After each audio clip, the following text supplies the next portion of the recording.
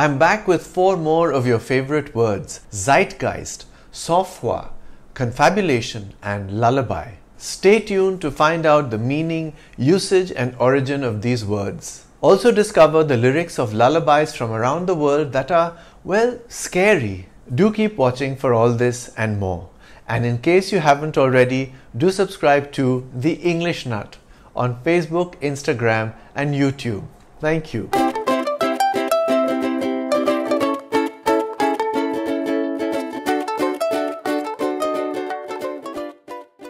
This is a favorite word of my viewer Ruchira Ghosh, Zeitgeist. It means the spirit of the time, the essence of a particular era. It refers to the thoughts, ideas, beliefs, and tastes that are prevalent during a certain period, the general mood of that time in history. Zeitgeist is originally a German word.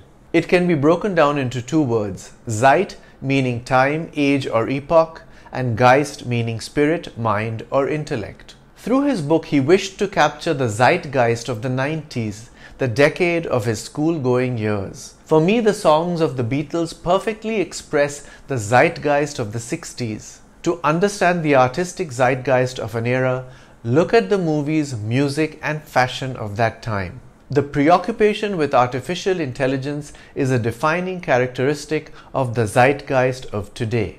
Some would say that nobody understands the zeitgeist as well as Google does. Google publishes an annual snapshot of the searches that people all over the world make. They called this Google Zeitgeist. After all, what better way to understand the zeitgeist of a particular year than by looking at what people searched for? The British actor Nick Frost said, "The zeitgeist is ever-changing. If you try to second-guess what people want, you'll miss it." And the American musician Ariel Pink said, "If you don't appeal to kids, to the zeitgeist, you get thrown on the scrap heap." This is the favorite word of my viewer Ashok Toru Dashgupta, Sofra. It means composure or calmness. The surgeon maintained her sang-froid throughout the difficult surgery, meaning the surgeon was calm and composed, though she knew it was a life and death situation. Sang-froid is about self-possession and imperturbability, even in a dangerous situation. Sang-froid comes to us from French. Sang-froid literally means cold blood in French. Of course, cold blood has a negative connotation in English, which sang-froid doesn't have. The firefighters tackled the forest fires with remarkable sang-froid. While his colleagues fretted, the CEO viewed the corporate crisis with a certain sang-froid. In his novel The Attack, which is about the devastating human costs of terrorism, Algerian author Yasmina Khadra writes, "Turmoil and terror aren't compatible with sang-froid.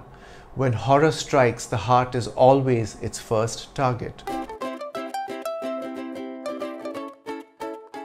This is the favorite word of my viewer Lakshmi Menon, confabulation. It means the act of confabulating, that is, conversing, discussing, chatting informally, talking socially. Nikhil and I got into a confabulation about our shared passion for cinema. In the kitchen, my mother and the maid were having their morning confabulation. The two sat in deep confabulation, oblivious to what was going on around them. Here's a sentence using a different form of the word, confabulate. My father loves to confabulate with everyone sitting near him on the train. Chat, chit-chat, and chew the fat are some of the other ways that you can say confabulate.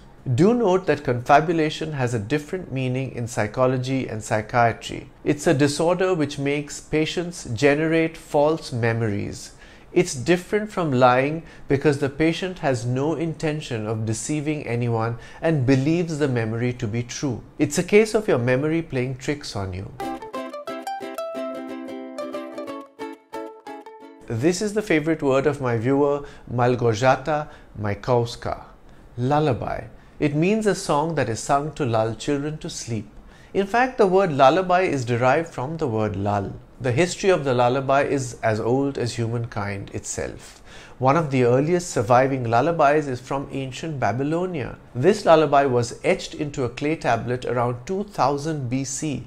Its words are quite menacing, telling the child that if it disturbs the house gods with its crying, there will be dire consequences. This harshly worded lullaby is not an exception.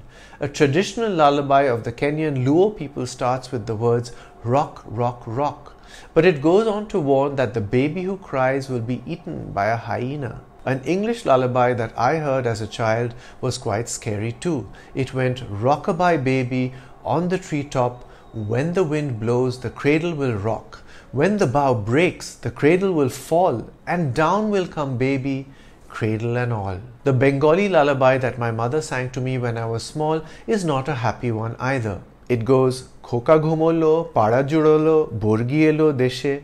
The Borgis used to repeatedly raid Bengal.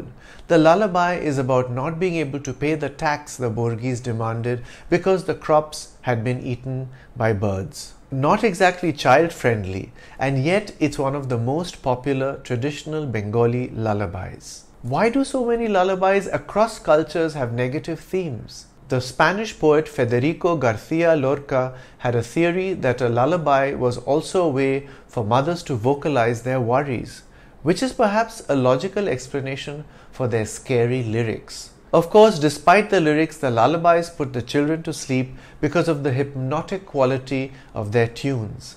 And in any case, the children are often too young to follow the words. So those were 4 of your favorite words. If you have any other favorite words, do write them in the comments section. I'm the English Nut. Bye for now.